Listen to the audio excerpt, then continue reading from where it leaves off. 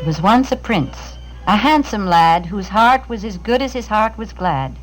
His father, the king, was the best of kings, and taught him all the important things, how to study, and how to learn, and where to look and where to turn, and how to act yet be true to his heart. All this his father did impart. All this and more the good king gave to his princely son, so handsome and brave. But he never told him what to do if a horrible witch came into view. So listen now to the tale I tell of the prince who came under a witch's spell. On a day so rare, on a day so fair that it almost was without compare, the young prince in his heart felt a need to go to the stables and saddle his steed. He rode in the woods and took no pains to guide the horse or tighten the reins. The path they took was a sheer delight, for the leaves were alive with bright sunlight. Emerald green and olive fern bedecked the woods at every turn. When all at once the light just went, as if the sun itself were spent. The air grew still and close and hot, waiting for something that yet was not. Then a wind blew in both cold and chill, and the horse was afraid and would not stay still. He reared and bucked and twisted so fast that his princely rider to the ground was cast. And the horse stayed not, but plunged ahead. Away through the trembling forest he sped. And then a voice was heard. "O fallen prince, come raise your eyes. I fear you're in for an unpleasant surprise. For I am a witch, the first you've met, the first and last, and wickedest yet. An ill wind blew me in, that's why I came along in the darkened sky. I'm here for revenge, and to strike a blow at the son of the man who was always my foe. The good king, they call him. I hate that king, and to his son a curse I'll bring. For I have the strength with a wave of my arm to place you under an evil charm. With a flick of my finger, you puny prize, I'll turn you into a shape you despise. There are so many forms that you might take, from a bat to a cat to a small white snake. I have it, the most shameful yet. I'll turn you into a slave and a pet. That's it. A pet on a leash you will be, and never will you escape from me.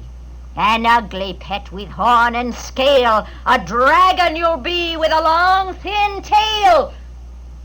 Don't speak. Don't you dare, or I'll change my mind. If you say a word, I'll not be so kind. A moment now to gather my wits, and in a trice I will have 10 fits.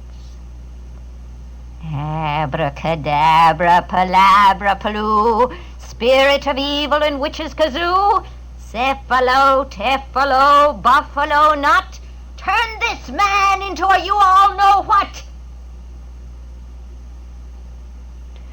Have you heard tell of the wicked witch who cast a spell upon the handsome prince? He's not been heard from since.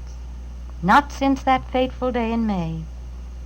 Alas, they mourn him far and wide, for he was his father's pride. Handsome, tall, and quick of mind, generous he was and kind, and thoughtful of others. Why go on? The prince is gone. The prince is gone where no one knows. Only the wind that blows through the trees and whips the grass, only the wind has seen him pass. The wind knows full well, but the wind won't tell. Hurry up, you're in my way. All you do is crawl all day. Fetch the firewood, light the flame. Wake up, dragon, are you lame? Hurry, hurry, sweep the room, or I'll beat you with my broom. Beat me till I'm black and blue. I can't do more than what I do. Don't you dare to answer back, or I'll try another tack. One more grumble, one more moan, and I'll turn you into stone. Mercy, mercy, leave me be. I obey you, as you see. That's the way to stay alive. Do as I say, and you will thrive. By the way, I'm going out, but I'll return without a doubt. So do your work, and when you're through, mind you make my witch's brew. If it isn't done by 6, you'll be in an awful fix. Do not try to leave, you can't. I hold those whom I enchant. The slightest move would spell your doom, so don't attempt to leave this room. gone. I breathe once more the minute she is out that door. Behind her back I'll plan and plot to in some way improve my lot. For though I have a dragon's shape, my constant dream is to escape. Every time she leaves me be, I look for spells to set me free. A book, perhaps, that simply tells how to break a witch's spells. I know a book exists, for she has boasted that she has the key. Whenever she is out of sight, I seek to bring this book to light. So far I've failed, but don't despair. I'm sure to find it if it's there. I'll comb every cranny, search every nook until I find that blasted book. Oh, how could I have been so blind? Suddenly the answer comes to mind. It naturally occurs to me there's only one place it could be. She loves the fire, always stays upon a mat before the blaze. Perhaps that mat is cover for a hole beneath the stony floor. No hole. And yet the stone is grooved, surely proof that it's been moved. I'll lift the stone and look below. Here goes. I take and pull it so. Hooray! It lifts quite easily. And in the hollow, sorcery. Here in this hole beneath the ground, the secret hiding place I've found. And now at last the prize I grasp, the witch's book with padlock clasp. The problem now confronting me is how to open it without a key. No matter. There's a fire inside me. I'm a fiery dragon, as you well know. So all I have to do is blow.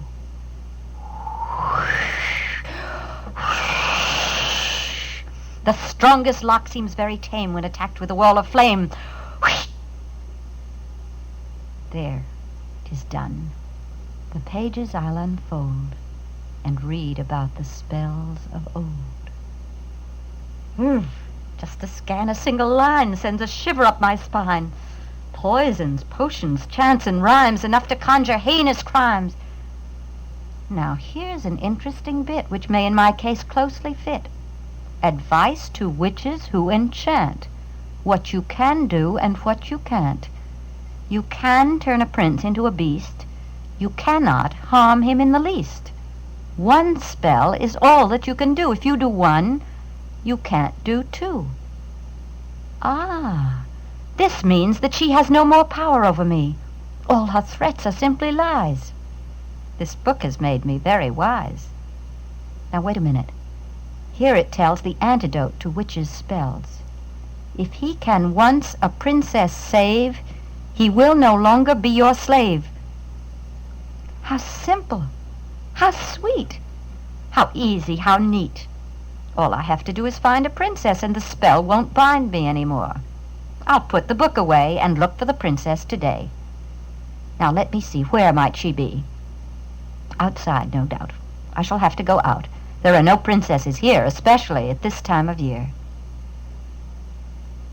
My heart is so light.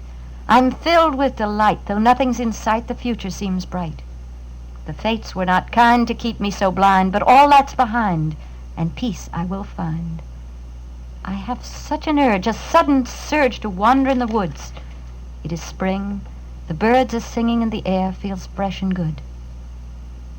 Suddenly I heard a sound. I turned around, and there before me a princess stood. I knew she was a princess. She was so fair, so golden was her hair.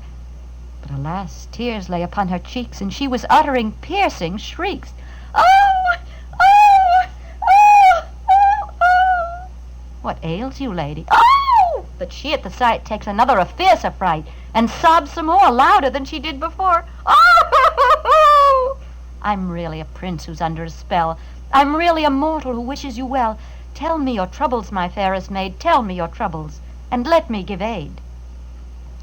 Well, it's this way. I have a splinter in my hand, and I can't stand the pain. Would you pull it out again?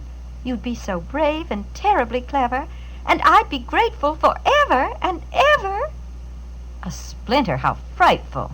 How awful for you. I can just imagine the agony you're going through. Don't let it worry. Don't let it ache. One little pull is all it will take. Here I come. 1, 2, 3, and out it will be. 1, 2, 3. But in my eagerness, I forgot how hot my dragon's breath was. In my desire, I didn't remember the fire that went wherever I went, the smoke that surrounded me like a cloak. Before I could reach the princess's side, she fled. She ran to hide. The woods were on fire, the bushes aflame. I tried to call her. I called her name, Princess! Princess! Princess! But in vain. All in vain. With shame and sadness I returned. It's not easy, I have learned, to do a deed that's fine and good. It's apt to be misunderstood. I wonder if I'll ever win freedom from the spell I'm in. Where's my dragon? Where can he be? I told him to prepare for me. Oh, there he is. Oh, there you are. Where have you been? I hope not far. Not far. There's more to this than you will tell. Have you been trying to break my spell? Well, Have you? Now get it through your skull so thick that my spells are made to stick. but the book says, What book? your secret book of enchantments. I thought I hid it. Come, my friend, you found no book. You only pretend. Do I? I found a book as black as coal, hid in a deep and darkened hole. That's it. That's my precious book. Locked it was with a padlock strong. Which can't be broke. That's where you're wrong. I seared it with my fiery breath. You villain. I'll have you put to death. Now, please, don't fly into a rage. I only read a single page. You viper, you worm. May you rot, may you burn. You ingrate, you spy. For this you will die. I'll wipe you off the earth. But first, let me hear the very worst. Speak, O dragon, while you may. You'll not again see the light of day. That's as it may be. Personally, I disagree. You see, I read the fine print, and it said that once upon an innocent a spell you cast, that spell on him will be your last. Which means I needn't fear the threats you've flung. I'm not afraid of your temper and tongue. And more than that, I'll break the charm if I can save a princess from harm. You'll never do that. You'll not succeed. No lovely princess will ever be freed. For think of this and mark it well. I read your mind and I can foretell. The princess is there in dire straits. And as you approach her, the princess waits. She screams for help. You fly to her side. And as you come near her, she's practically fried. And when you reach her, you will soon learn the beautiful lady has been done to a turn. I hate to admit it, but that's what befell when I tried to break your terrible spell. I found a fair princess, a princess in need. I tried to save her, I did indeed. But the fire and smoke caused her to flee. I was my own worst enemy. Ha ha! Ho ho! I told you so. You make trouble wherever you go. Ha ha! It tickles me. You'll be dragging around till eternity. I'm just delighted with my spell, for it's turned out so very well. Who's there? Enter. I'm the peddler. I've got on my back just about everything that you lack. Linens, dresses, pots and pans, combs and brushes, food and cans, clocks and watches, jewels and such, feathers, lace. I've got so much I don't know what I've got myself. Oh, forgot to tell you. I specialize in medicine. Got a pain? Got an ache? Got a cough that keeps you awake? A cough? Yes, I have. Just as I thought. Got a throat like a torch. Every time you breathe, you scorch it. How did you know? I'm practically a medical man. I've had so much experience. But don't let a little thing like that worry you. Just take Mother Maisie's cough drops, and the whole thing will clear up in no time. Why, thank you. Thank you, my friend. I'll do exactly as you recommend.